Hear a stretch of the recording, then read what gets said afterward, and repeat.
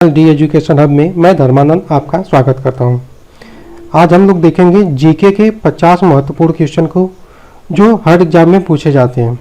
अगर आप इस चैनल पर नए हैं तो सब्सक्राइब करिए और वीडियो को लाइक करना न भूलें। चलिए देखते हैं क्वेश्चन नंबर 1। भारत के किस ओहदे को कार्यकारी प्रमुख माना जाता है? राष्ट्रपति, राज्यपाल, प्रधानमंत्री, उच्चतम न्यायालय के प्रमुख न्यायाधीश। इसका सही जवाब है प्रधानमंत्री। हम सब क्वेश्चन को थोड़ा थोड़ा डिटेल में जानेंगे जिससे आपको क्वेश्चन याद हो जाए। चलिए क्वेश्चन नंबर 1 का है, भारत के संविधान के अनुसार भारत का कार्यकारी प्रमुख प्रधानमंत्री तथा संवैधानिक प्रधान भारत का राष्ट्रपति होता है। चलिए क्वेश्चन नंबर 2 देखते हैं। निम्नलिखित में से कौन मृत व्यक्ति के स्मारक हैं? ताजमहल, बीबी का मकबरा, इत्मात उत दौला और सभी। इसका सही जवाब है ऑप्शन नंबर डी, सभी। ताजमहल में मुमताज महल की कब्र है, इसे शाहजहां ने बनवाया था। बीबी का मकबरा को गरीबों के ताजमहल के नाम से भी जाना जाता है। इसको आजम शाह ने अपनी माँ दिलरास बानो बेगम की याद में बनवाया था। चलिए क्वेश्चन नंबर 3 देखते हैं।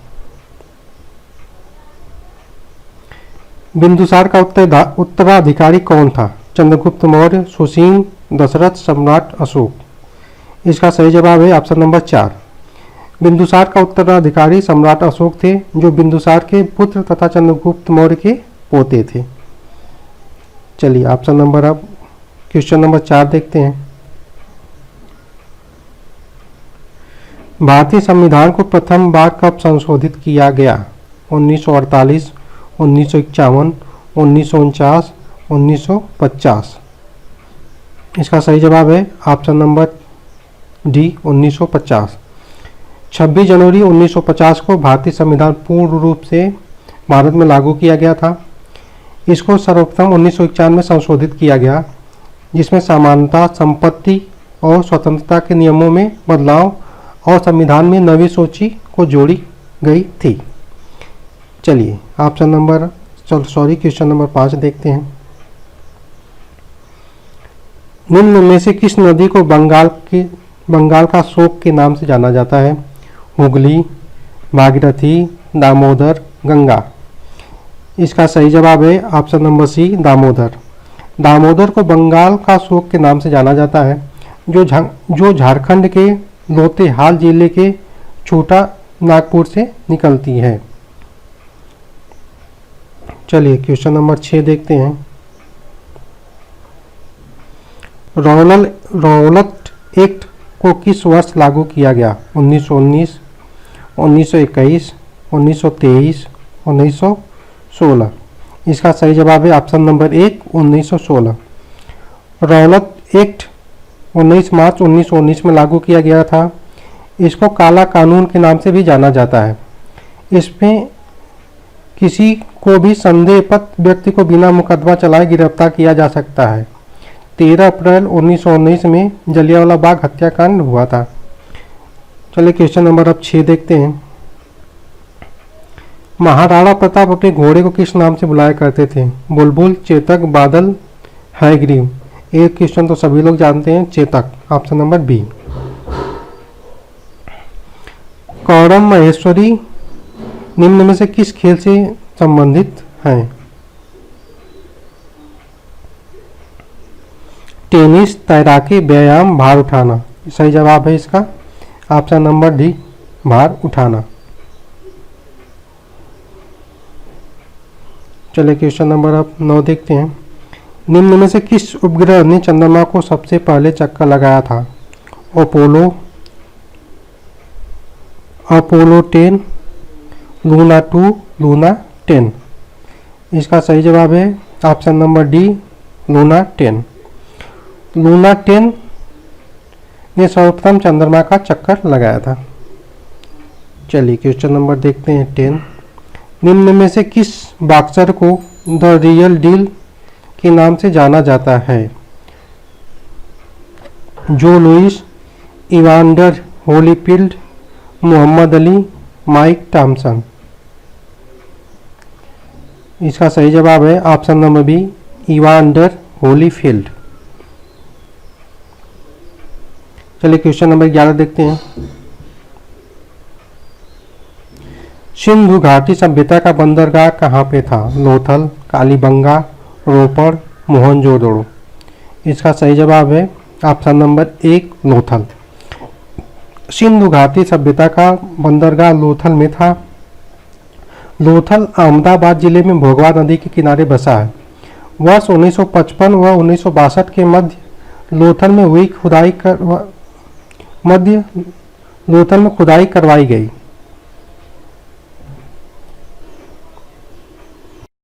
क्वेश्चन नंबर 12 देखते हैं। सिंधु घाटी सभ्यता किस लिपि में लिखी गई है? तमिल, संस्कृत, खरोष्टी, अज्ञात। इसका सही जवाब है ऑप्शन नंबर डी, अज्ञात। चलिए क्वेश्चन नंबर अब 13 देखते हैं। प्राचीन भारत में कितने प्रकार के विवाह होते थे? दैव विवाह, राक्षस विवाह, गंधर्व विवाह, सभी। इसका सही जवाब है ऑप्शन नंबर डी, सही, सभी।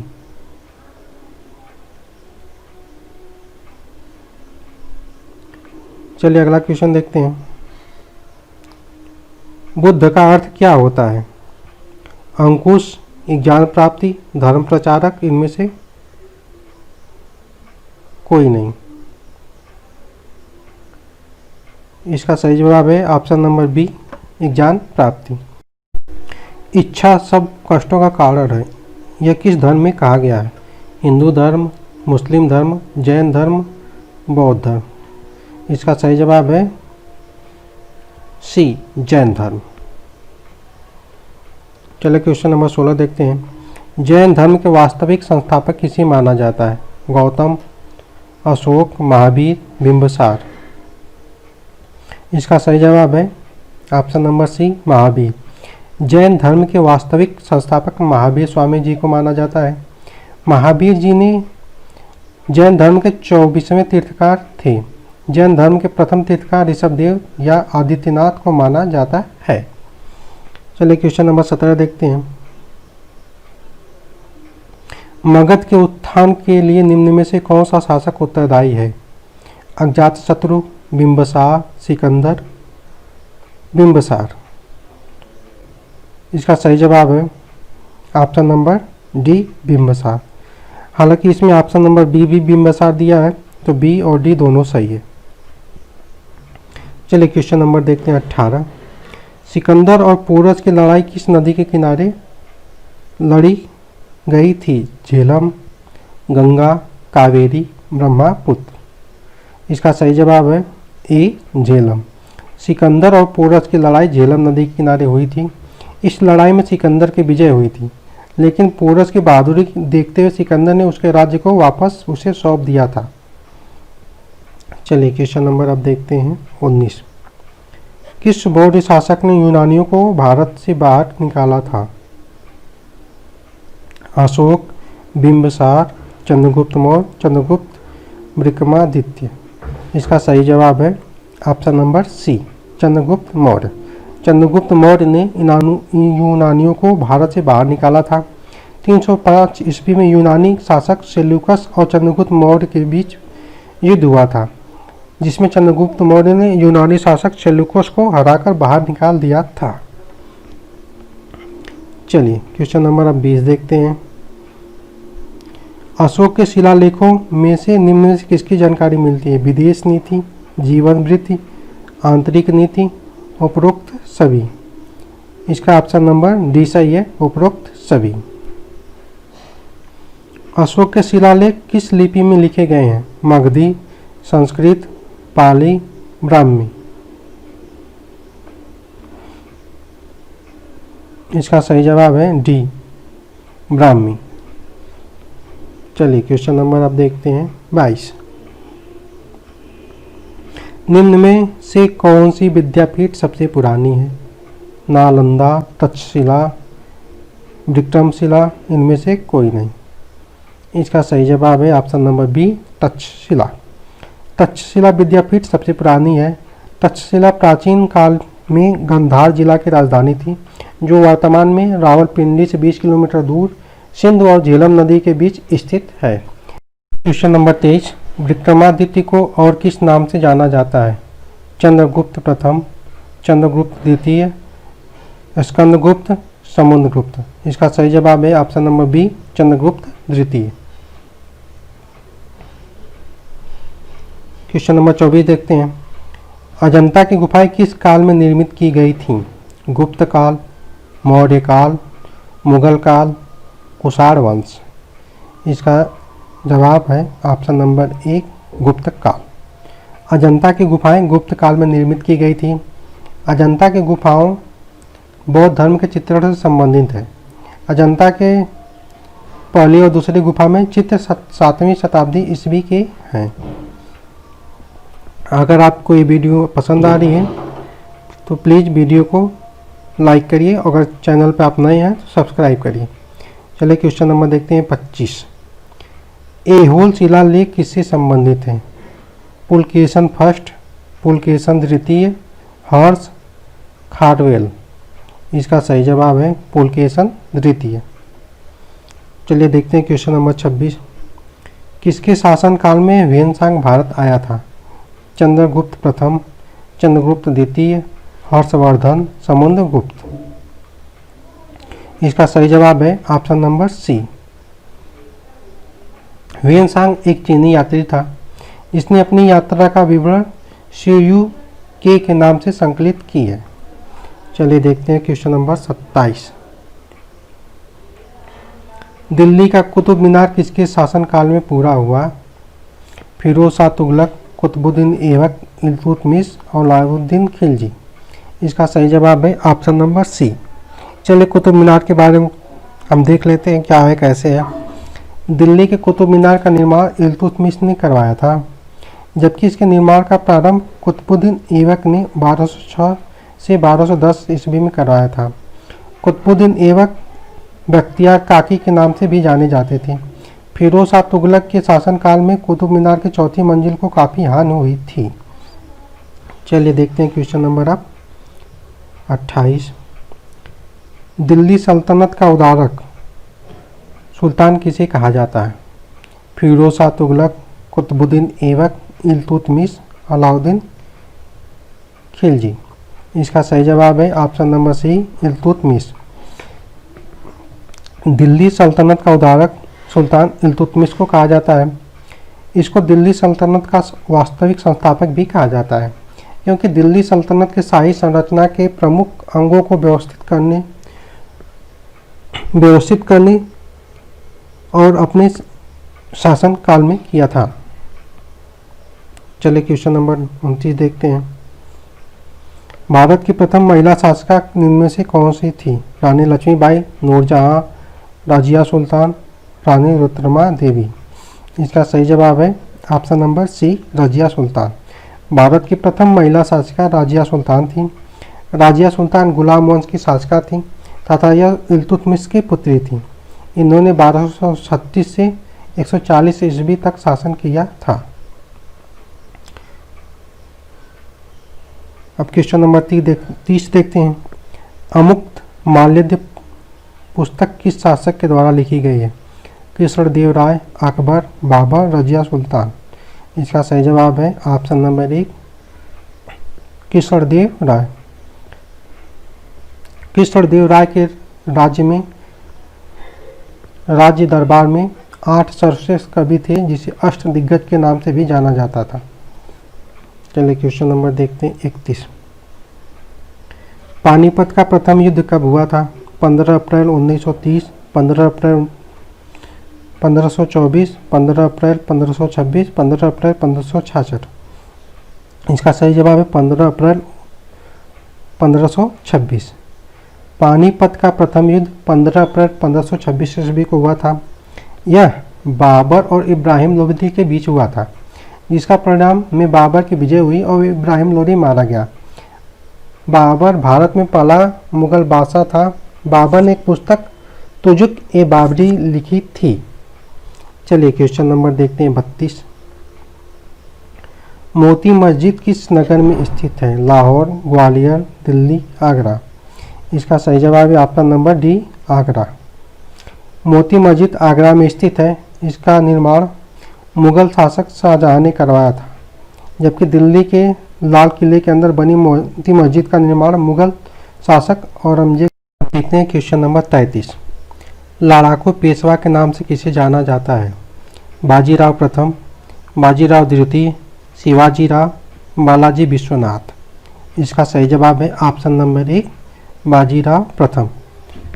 आप भी मेरे साथ साथ इस क्वेश्चन को सॉल्व करते रहिए। लास्ट में आपको कितना स्कोर हुआ कमेंट बॉक्स में आप जरूर बताइएगा। चलिए क्वेश्चन नंबर 34 देखते हैं। भारत आने वाला पहला अंग्रेजी जहाज कौन सा था? Bengal, red dragon, black dragon, मिलेवर। इसका सही जवाब है रेड ड्रैगन। चलिए इसके बारे में जान लेते हैं थोड़ा सा। भारत आने वाला पहला अंग्रेजी जहाज रेड ड्रैगन था, जो कैप्टन हॉकिंस के समय 1608 ईस्वी में सूरत के बंदरगाह में आकर रुका था। चलिए क्वेश्चन नंबर देखते हैं 35। निम्न में से किस देश का संविधान लिखित रूप में नहीं है? Bharat, Britain, America, Bangladesh. इसका सही जवाब है ब्रिटेन। ब्रिटेन देश का संविधान लिखित रूप में नहीं है। बाकी भारत, अमेरिका और बांग्लादेश का संविधान लिखित रूप में है। डॉक्टर राजेंद्र प्रसाद को संविधान सभा का अस्थायी अध्यक्ष कब नियुक्त किया गया था? एक क्वेश्चन बार बार एग्जाम में पूछा जाता है। अस्थाई और अस्थाई में तो हमेशा कन्फ्यूजन रहता है। चलिए देखते हैं ऑप्शन। 9 दिसंबर 1946, 11 दिसंबर 1946, 26 जनवरी 1946, 26 जनवरी 1948। इसका सही जवाब है ऑप्शन नंबर बी, 11 दिसंबर 1946। चलिए इसके बारे में अच्छे से समझ लेते हैं कि क्या है, कैसे है।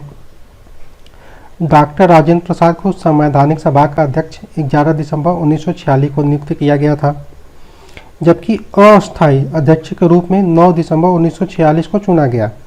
इसके बाद डॉक्टर राजेंद्र प्रसाद को भारत के प्रथम राष्ट्रपति के रूप में चुना गया। क्वेश्चन नंबर 37 देखते हैं।